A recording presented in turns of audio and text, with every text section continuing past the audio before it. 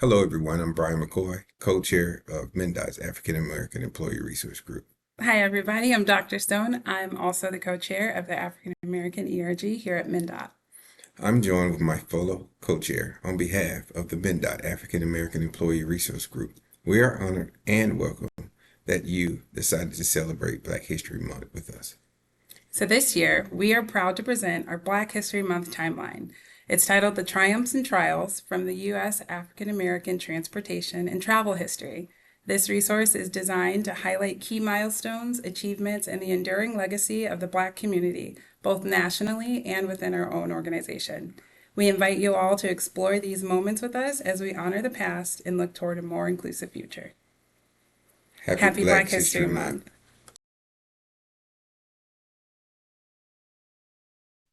Hello, and thank you for joining the African American Employee Resource Group as we celebrate Black History Month at MnDOT. My name is Cindy Gross, Director of Human Resources and co-champion to the African American Employee Resource Group. Black History Month is a time to honor the incredible contributions, resilience, and achievements of Black Americans throughout history and today. It's also an opportunity for us to reflect on how we can continue building a workplace and a community rooted in equity, inclusion, and respect. Thank you for being a part of this important journey.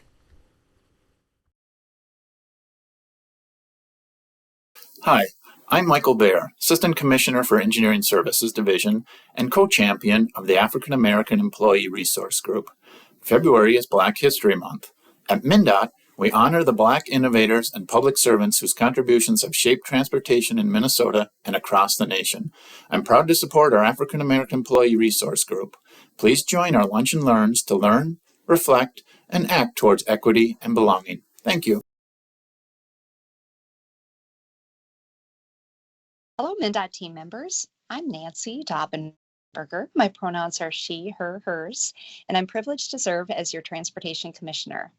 I'm excited to be celebrating Black History Month with you all, and I'm honored to be included in this video. I know we've had a lot of challenges over the last year with the uncertainty at the federal level regarding policies and program funding, and a very challenging start to 2026. Through these times of uncertainty, I want you to know that our commitment to you and to MnDOT's values are unchanged. Equity is still a core value, and we'll continue to actively remove barriers to create an inclusive transportation system that benefits all and works toward MnDOT's vision for a multimodal transportation system that maximizes the health of people, the environment, and our economy. We understand there are many changes affecting our communities and workforce with new federal direction, and we wonder how things will further impact us in our work and our lives in Minnesota. While we don't have all the answers right now, we know that we don't achieve anything we do in isolation. We achieve good things for our communities by working together and working inclusively, relying on so many people's different strengths and skills. Your dedication to public service and the people of Minnesota is truly appreciated. We need you all here at MnDOT, and I want MnDOT to be the best place to work because everyone feels they're welcome and included. Because everyone's job at MnDOT is important, and I appreciate all you do to serve the people of the state of Minnesota and support and deliver on our mission to connect and serve all people through a safe, equitable, and sustainable transportation system. So no matter what's happening outside, our workplace should be a safe and welcoming place for all employees. Everyone deserves to feel valued and treated with dignity, and respecting each other isn't just the right thing to do, it helps us work better together and creates a stronger team. So in this month of February in particular, and every day, I share my heartfelt thanks to the African American Employee Resource Group, members and allies, for the support they provide to one another and the support they provide to MnDOT's mission and vision, and helping us achieve a culture of inclusivity. I've enjoyed and appreciated the Lunch and Learn events hosted by the AAERG this month, including one in which I heard from distinguished panelists, our colleagues in the industry, who shared their personal stories, reflecting on the evolution of African American success and achievement within the transportation industry, where representation continues to grow, as well as one in which the African American culture and the richness of it, and how it was profound in our nation's history for being influential right here in St. Paul was spotlighted. And that had an esteemed panel of voices who shared historical context and perspectives on African Americans whose architectural and other contributions shaped both the local and national narratives. Those were great lunch and learns. I really appreciate you hosting those. So thank you. And thanks for the opportunity to celebrate Black History Month with you all. Happy Black History Month.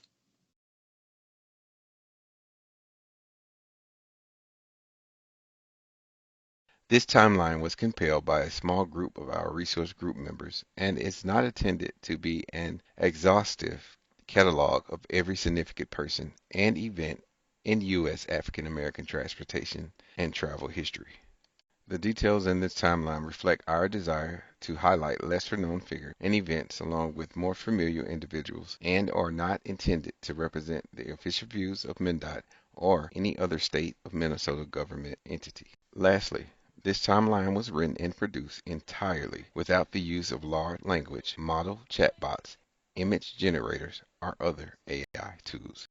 We deeply appreciate the curiosity and contributions from our members that produced this resource, and we're grateful to you for joining us in exploring and celebrating Black history.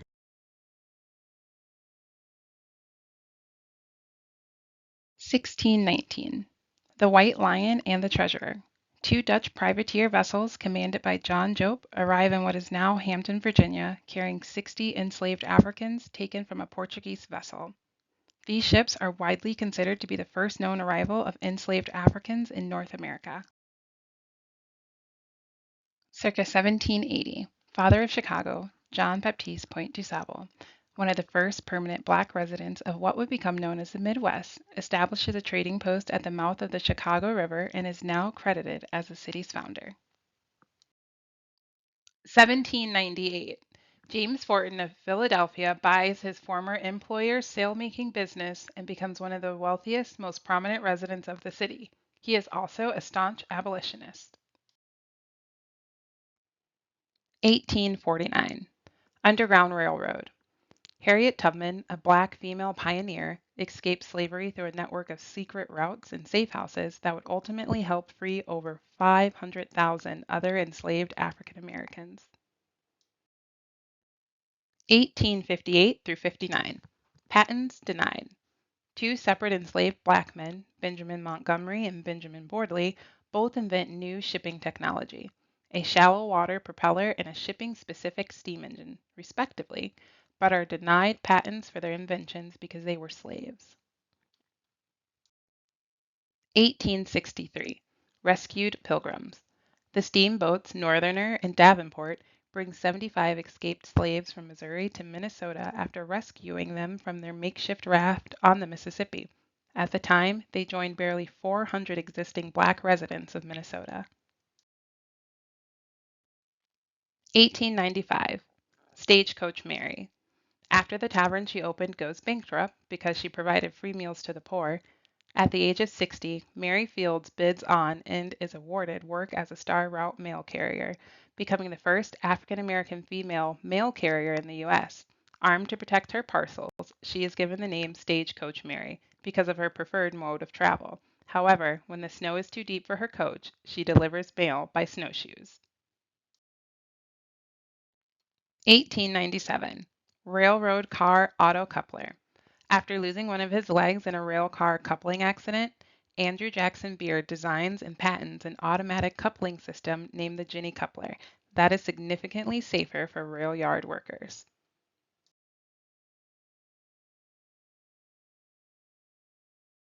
1915. Founding of the ASNLH. At the celebration of the 50th anniversary of emancipation held in Chicago, Illinois, Harvard alum Dr. Carter G. Woodson and three others found the Association for the Study of Negro Life and History. In 1926, Dr. Woodson would inaugurate the first week-long celebration of Black history, which would grow into Black History Month. 1915 to 1918. The only Black-owned auto company. During these 3 years, the C.R. Patterson and Sons Company of Greenfield, Ohio, was and still is today the only Black-owned auto manufacturer in the country. They ceased car production in 1918 due to increased competition from large-scale assembly lines in Detroit, but would continue making vehicle bodies for other companies' frames well into the 1920s. 1922. Brave Bess takes flight. Born in 1892 in Atlanta, Texas, Bessie Coleman travels to France in 1920 to enroll in flight school after she is rebuffed from several U.S. schools because of her race and gender. She graduates in 1921 and in 1922 takes off as the first Black female pilot in the U.S. and attracts huge crowds at her acrobatic flying shows. 1923. Inventor of the traffic signal. After witnessing a tragic fatal traffic accident in Cleveland, Ohio, Garrett Augustus Morgan designs, tests, and patents what will become the nation's first pedestrian-friendly traffic signal. It will eventually be used in towns and cities across the country until the rise of the three-color automatic signal we know today. 1925. BSCP founded. After a decade of organization, advocacy, and struggle against racism in the labor movement, the Brotherhood of Sleeping Car Porters, BSCP, becomes the first Black-led labor union to win a negotiated contract and an international charter from the American Federation of Labor. 1937. Black congressman nearly arrested. Illinois Congressman Arthur Wirges Mitchell, the only Black member of Congress during his entire tenure from 1935 to 1943, is threatened with arrest while on a train in Arkansas unless he moves to the section of the train for non-white passengers. He complies, but files a lawsuit against the railway when he returns to Illinois. The case eventually reaches the U.S. Supreme Court, where he wins. 1938. A king of keeping cool. A largely self-taught mechanic and electrical engineer, Frederick McKinley Jones would ultimately hold over 60 patents, most of them in refrigeration technology. His inventions revolutionized the food and medical shipping industry, and the Thermo King company he co-founded still exists today.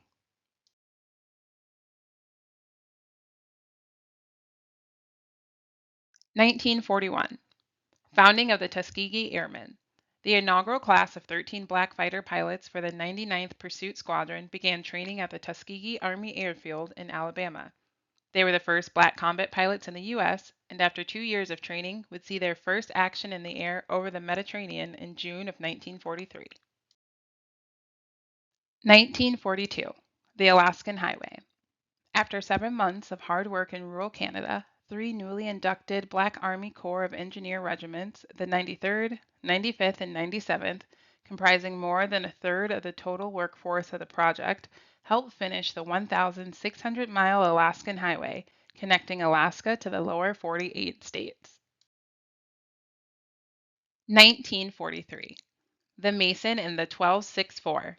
During World War II, the U.S. Navy was slower than the other branches to recognize the fighting spirit of Black service members.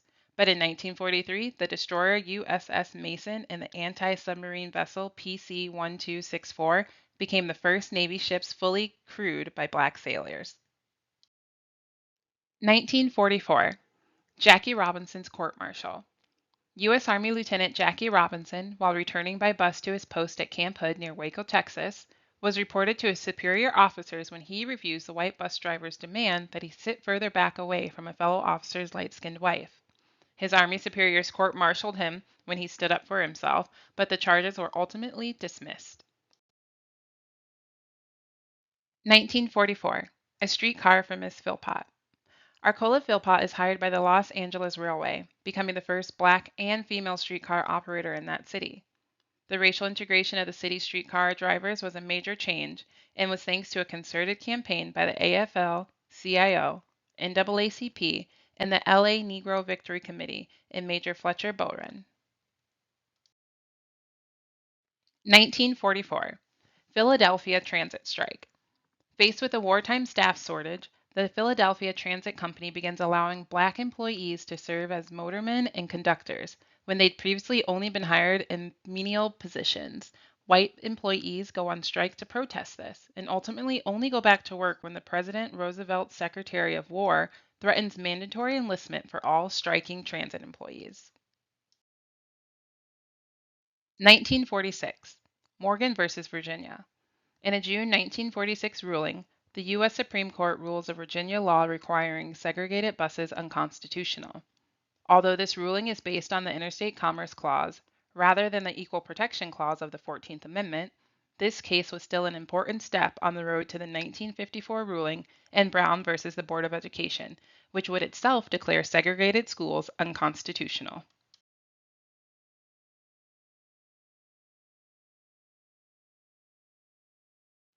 1952.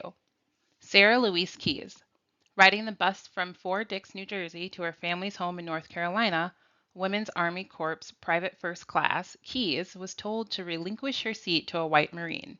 When she refuses, the driver transfers the passengers to another bus and refuses to let Keyes board. She was arrested and spent 13 hours in jail and fined $25. The Interstate Commerce Commission ultimately rules in her favor in 1955. 1953. Baton Rouge bus boycott. Although lesser known than the Montgomery, Alabama bus boycott, Baton Rouge's preceded it by 2 years. Black riders comprised 80% of Baton Rouge's bus passengers, and in 1953, they boycotted bus transit after white drivers walked off the job protesting Ordinance 222, which relaxed bus segregation rules. 1953. California engineer Lois Cooper. Lois Cooper becomes the first Black female licensed professional engineer with the California State Division of Highways, now known as Caltrans. Cooper's ability to calculate freeway alignments helped her stand out in the agency, and she would also become the project coordinator for the first Diamond Lane, a precursor to today's carpool lanes. 1955. Killing of Emmett Till. During a trip to visit relatives in rural Mississippi, 14-year-old Chicagoan Emmett Till is abducted and murdered by 2 white men after Emmett is accused of interacting inappropriately with a white woman. His murder and the acquittal of his killers by an all-white jury underscores the perils still faced by Black people living in and traveling to the South in the 1950s. 1955. A case against segregated transit. After being arrested for refusing to give up their seats on Montgomery, Alabama buses to white passengers, Claudette Colvin, Susie McDonald, Mary Louise Smith, and Ariel Browder sue the city of Montgomery and other defendants, declaring segregated public transportation an illegal violation of Interstate Commerce Commission. 1956. I-94 divides and disrupts Rondo. The construction of the Interstate 94 corridor in St. Paul begins in 1956, bisecting the Rondo neighborhood that is home to 80% of St. Paul's Black residents. When the project is finished in 1968, 700 Black-owned homes have been demolished and 300 neighborhood businesses have likewise been closed and torn down to make way for the new interstate. 1958 and 1959. Youths March on D.C. for Integration. In the face of continuing Southern opposition to integration, national civil rights groups organized 2 major youth marches on Washington in 1958 and 1959. Though more than 10,000 students marched in Washington the first year and 25,000 the second, President Eisenhower and his administration refused to meet with march leaders both years.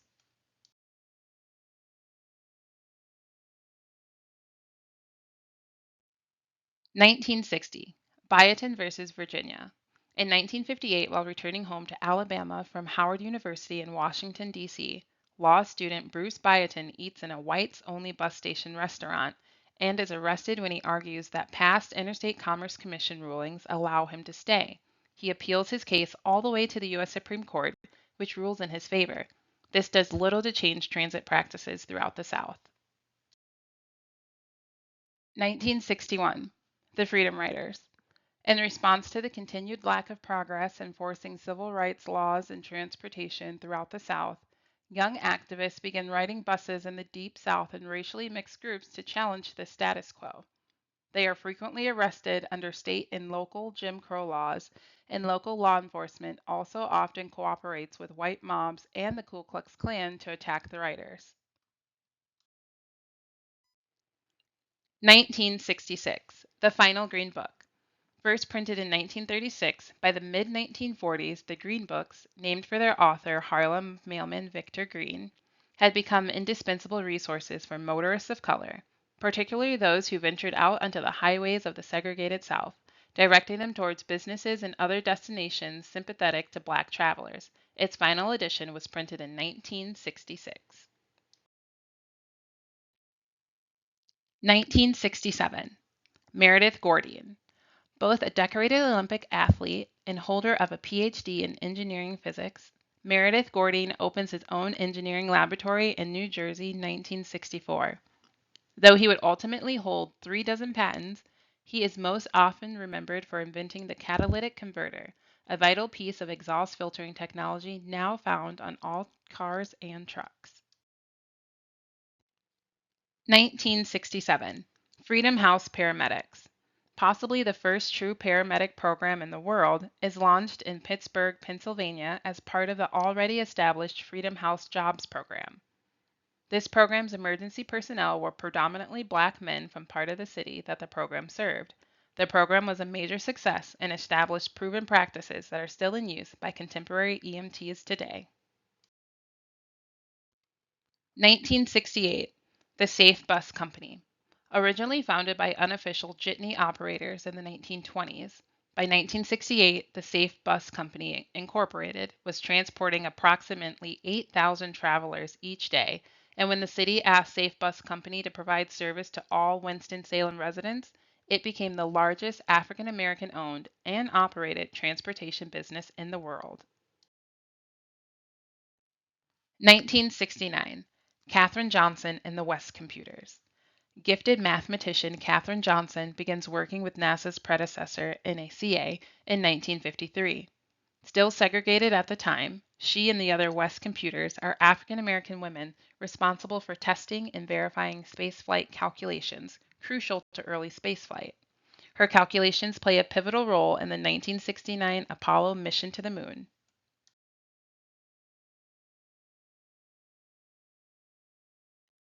1970 and 71. First in New York Transit. Although the 1970s were a troubled period for the New York City's expansive transit network, there were still positive gains in representation being made. In 1970, Lawrence Bailey became the first Black board member and officer of the New York City Metro Transportation Authority, and in 1971, Retha Colson and 3 other women became the first Black female train dispatchers in New York City. 1975. Secretary William T. Coleman. After serving as one of the first Black editors of the Harvard Law Review and working with the NAACP Legal Defense Fund, William T. Coleman would ascend through numerous positions in the federal government, including serving as only the second Black member of the presidential cabinet before becoming the first Black Secretary of Transportation in 1975. 1976. Presidential recognition. President Gerald Ford, picture above with the civil rights leader Vernon Jordan, becomes the first U.S. president to officially recognize February as Black History Month, encouraging all Americans to celebrate and educate themselves on Black history.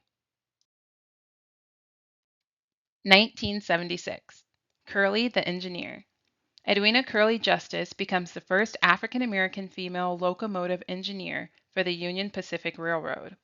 Although many of her coworkers were supportive, she also experienced many instances of overt racism, both on the job and at home after moving to North Platte, Nebraska, where she was one of only 79 Black people among 22,000 residents, including a wooden cross set ablaze in her front yard in 1979. 1977. Sherry Alston. Sherry Alston is appointed Assistant Commissioner for Public Transportation at the Minnesota Department of Transportation, the first Black woman to hold that role.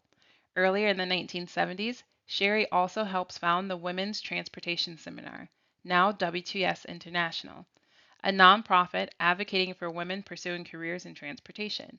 The organization now boasts thousands of members. 1983. Carmen E. Turner, the first African American woman to lead a major metropolitan transit agency, serving as the general manager for the U.S. Capitol's Washington Metropolitan Area Transit Authority for 17 years, from 1983 to 1990. During her tenure, use of the Capitol's transit system would grow by nearly 70 million riders. 1983. Guion S. Bulford.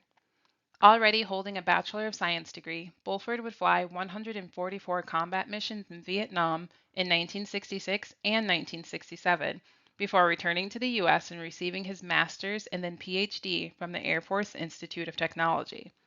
After joining the NASA Astronaut Corps in 1979, he would become the first Black American in space while serving as a mission specialist aboard the Shuttle Challenger, spending a total of 688 hours in space between that and 3 subsequent missions.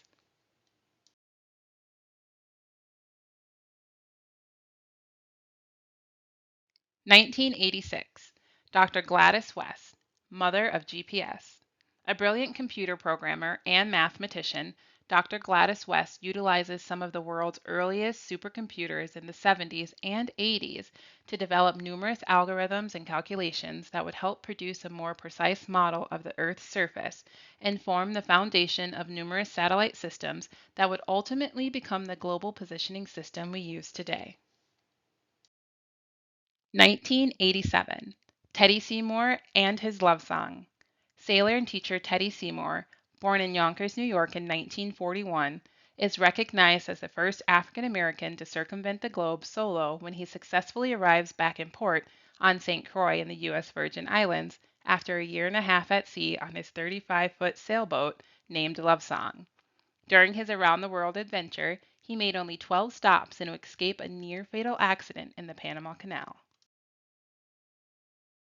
1991. Presidential Award for Jones.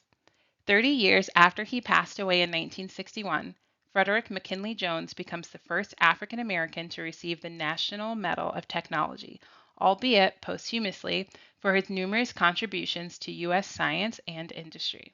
Aside from his well-known contributions to refrigeration technology, he also held a patent for a portable X-ray device. Above, his widow is pictured receiving the award from President George Bush Sr. 1992. May C. Jimison. Holding degrees in chemical engineering, African and African American studies, and a medical degree from Cornell University, Dr. May C. Jimison would serve as a doctor for the Peace Corps in Liberia and Sierra Leone in the 80s before joining NASA, where she would become the first African American woman in space aboard the Space Shuttle Endeavour in 1992. 1992. Gordon Linton. After serving in the Pennsylvania House of Representatives from 1982 to 1993, Gordon Linton is appointed as the head of the Federal Transit Administration within the U.S. Department of Transportation. While serving as the first African American in that role, he becomes known for developing and implementing initiatives aimed to empower underserved individuals and communities. 1993. Rodney Earl Slater is appointed the first Black director of the Federal Highway Administration during President Clinton's first term in office. In 1997, he would be appointed U.S. Secretary of Transportation, only the second African American to hold that role after William T. Coleman. That same year, Slater would launch a transportation training and education initiative named in honor of Garrett A. Morgan. 1999. Evelyn Fields. Beginning her illustrious career with the National Oceanographic Administration as a cartographer in 1972, only 2 years after the agency's formation, Rear Admiral Evelyn Fields would become the first African American woman to hold long-term command of a ship in any of the nation's uniformed services in 1989.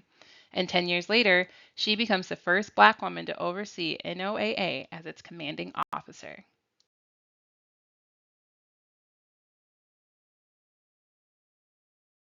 2001. September 11th, Flight 93. While serving as first officer on board United Airlines Flight 93 on September 11, 2001, former Air Force pilot Leroy W. Homer Jr. joins the passengers in resisting the terrorists attempting to hijack the plane. Although the flight's crew and passengers perished in the ensuing crash, their heroism prevented further loss of life being added to the terrible day's toll. 2003, Gloria Jeff, D.C., Michigan, Minnesota, and more. In 2003, after serving as the Federal Highway Administration's first African American female deputy administrator, Gloria Jeff becomes the first African American director of the Michigan Department of Transportation. Under her leadership, the department expands its focus beyond just highways to include the transportation needs of businesses, residents, and visitors.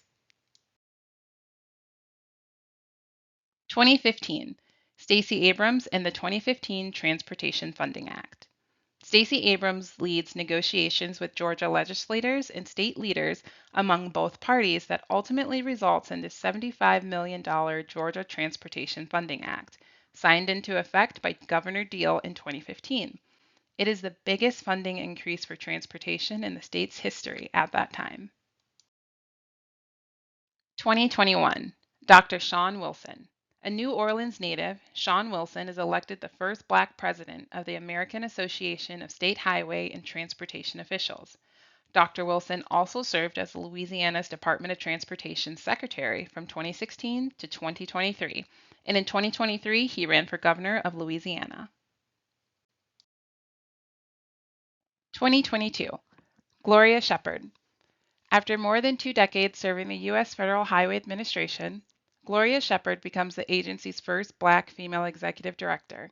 In fact, its first female executive director regardless of race. As the head of the FHWA, Shepard is tasked with administering more than $350 billion in transportation funding. 2025, Shante Hastings, Delaware Department of Transportation.